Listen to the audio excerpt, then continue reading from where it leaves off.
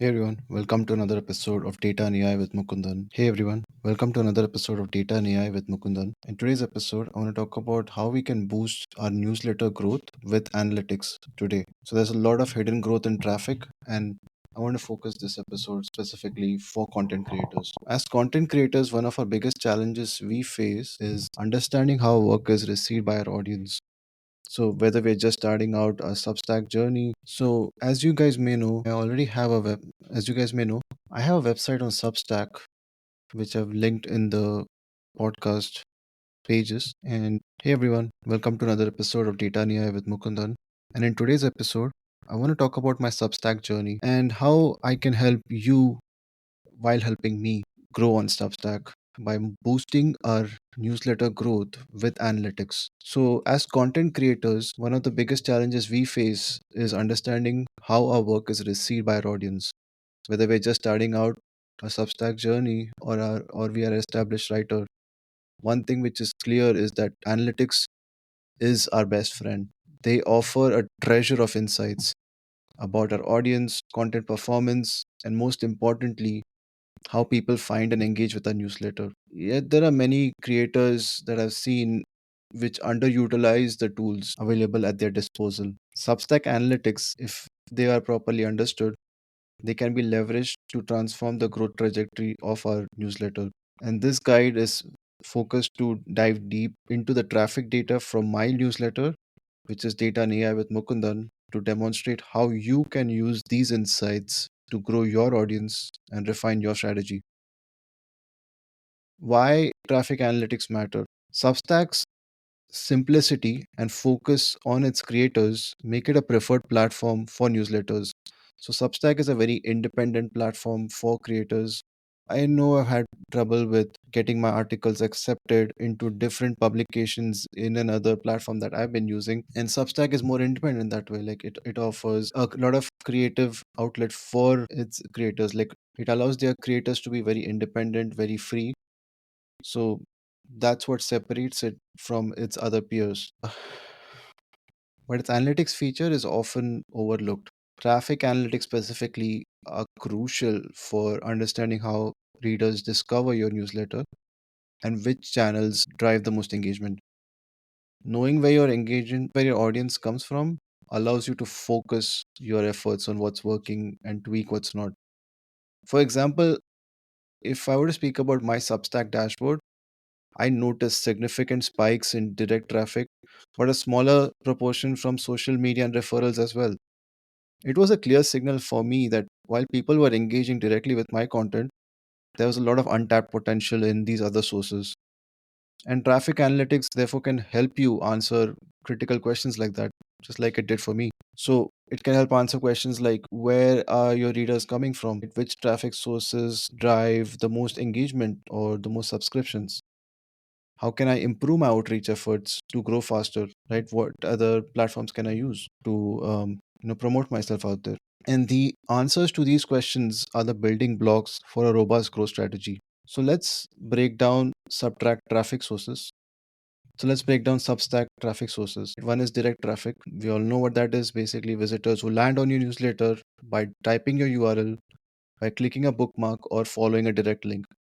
And why that matters is direct traffic often includes your most loyal audience, those who intentionally seek out your content. And how to optimize this is make the most of direct traffic by ensuring your homepage is optimized for conversion. We can include a strong, clear call to action like a subscribe for free or unlock exclusive posts by becoming paid subscriber. From my data, I personally don't have a paid subscription yet, but from my data, what I saw was that direct traffic was by far my largest source, and I'm sure it could be for most of your content creators out there. And it accounted for about 3.5k views since the time I've been on Substack, which is less than 3 months at this point, like a little over 2.5 months, and approximately 173 unique users just from direct traffic alone. While it was really encouraging, it also highlighted the need to optimize my homepage to convert more visitors into subscribers. So recently I did a homepage redesign. So it makes finding content on my website very easy. And I hope you can feel the same way when you have a look at my website. Again, link in the show notes, so feel free to have a look. The other place where I did see where I did see like sufficient traffic was Substack app traffic. So what that is where readers are discovering your content through the Substack app, where users are often browsing and engaging with different newsletters, right?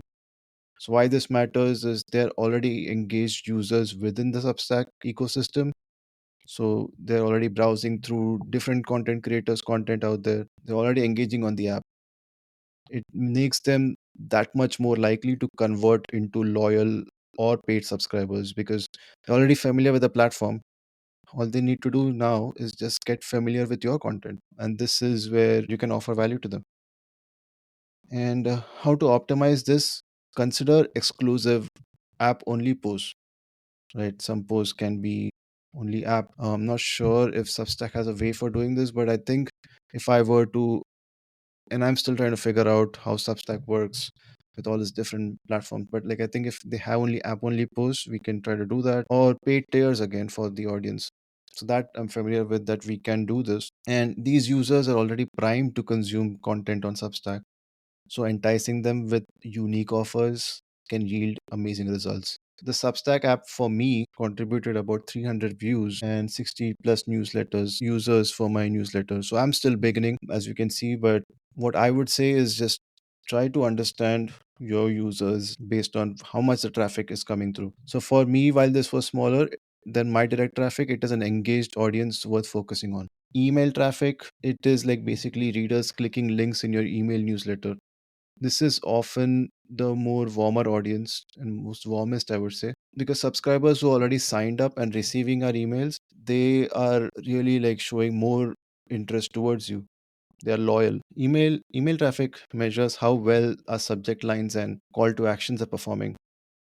So how we can optimize this is by experimenting with subject lines to improve open rates. Make sure our email content is compelling enough to drive clicks back to our Substack. In my case, email traffic brought in 187 views from 67 users. So that's like, again, small enough, but while it was small, it suggested there's a lot of room for improvement in my email marketing strategy. More engaging subject lines is something I can make. So that is an immediate focus for me. Referral traffic. So this is the fourth category I wanted to speak about in terms of sources. It is basically traffic from other websites or platforms which link to our content. Referrals are a great way to grow your audience organically as they bring in readers who might not have discovered your content otherwise. We can optimize it by building relationships with other creators, platforms, or organizations in our niche. We can also consider guest posting, partnerships, or even syndicating content. That is basically publishing to other platforms. For instance, Canva embed was one of my key traffic sources. Canva, uh, as you know, is like this amazing AI based design tooling system. So I use that to create my logo for my publication, and you can use it too. But basically, Canva accounts for about 55 views, which is still small, but it shows embedding my newsletter in visually appealing content could be a valuable strategy. So maybe people clicked on a very visually appealing image to them, right? And there's maybe some things I can optimize here. And other smaller sources like Towards AI and RSS feeds also contributed to referral traffic, which underscored the importance of collaboration and content distribution. And then we have social media traffic. Social media traffic is, traffic coming from Twitter, Facebook kind of thing. So basically, people are finding my newsletter through platforms like LinkedIn, Twitter, Facebook, for example, right? And then why this matters is social media is often where your casual readers discover you for the first time. So, with the right strategy, these casual readers can become loyal subscribers. How we can optimize it is by sharing snippets, visuals, teasers on social media with direct links to our Substack. And we can experiment with different formats like text, post, videos, or infographics and analyze which one drives the most engagement. Social media was a smaller contributor in my data, but its potential is enormous. And like I said, these are casual browsers, casual readers, whatever you want to call them, but they have a lot of impact. to your platform, because once you go socially viral, everyone's going to find you, and that's how you become big. LinkedIn and Twitter were top performing platforms for me, so they became a focus area for me. Now, how we can use traffic analytics to grow our Substack? Now that you understand the key traffic sources, let's look at actionable ways to leverage this data for your growth. We can double down on strengths, like, for example, your top performing traffic sources which are already working. So we can lean into them, right? If direct traffic is high, ensure your homepage or your landing page is optimized. So that way you get more conversions. If email traffic is driving clicks, refine your subject lines and call to actions to boost engagement even further. Expand your referral network. Referrals are an excellent way to grow your audience. Identify the platforms, blogs, or creators during referral traffic and explore collaboration opportunities. For example, you can partner with other creators in your niche to cross promote newsletters, guest post on other large platforms to reach a wider audience, embed your content in tools or platforms like Canva or RSS feeds where your target audience is active. Boost your social media strategy. Social media may start small, but its potential for growth is enormous. Just spoke about that earlier. You can share snippets again on platforms like LinkedIn or Twitter, which have a direct link to your Substack. And here are a few tips: creating engaging visuals or infographics which summarize our post that would engage our casual readers. Also, hashtags which are strategically used for our post can help increase the reach. We can engage with our audience by responding to comments and sharing user generated content. So that, like, maybe you can take like a top performing person on LinkedIn or Twitter and then go respond to their post, and then maybe have a link to your Substack. Yeah, I would say at this point, just like don't try to, don't try to put some spam on there, because people are very wary and they may even report you. So be very careful to promote yourself without sounding very salesy. So especially when you're commenting, do not sound salesy, right? Basically, you shouldn't be trying to sell something on that platform in a comment of all the places, because it's not yours. You're just there on borrowed space. And optimize for the Substack app. Since Substack app traffic consists of engaged users, consider creating content specifically for them. Exclusive posts or app only deals can help convert these readers into paid subscribers. Turning insights into action is another step you need to follow. Turning insights into action. So, data without action is meaningless, right? So, you have a lot of data, you have a lot of analytics, and you're not using any of the insights that you gather from that data. So, what use is that? We need to regularly analyze our traffic stats and adjust our strategy accordingly. For instance, if referral traffic is low, we need to reach out to different partners, like new partners. If social media traffic underperforms, experiment with new formats or platforms. If email engagement drops, revisit the subject lines and email content. So there's a lot of different steps you can take for each of the different problems that you have. And I don't think there should be an excuse for not acting on the data. So, common traffic mistakes that we can avoid is focusing only on the top line metrics. While total views are important, deeper metrics like unique users and conversions, they tell the real story. We need to look beyond the surface. Ignoring trends over time can be costly. So, basically, if we analyze trends over weeks or months, they can reveal shifts in our audience behavior. And if certain sources are growing while others are declining, if we are ignoring this, it's again going to be a loss for us. So we need to adjust our efforts accordingly. And not testing and experimenting is another mistake which we should be avoiding in traffic. So basically, your first strategy may not be your best, but we can use A B testing for email subject lines to see which ones work better. Social media formats and homepage call to actions to see what resonates. Neglecting engagement metrics, another traffic mistake to avoid. Basically, views are great, but we want to see our users actually engaging.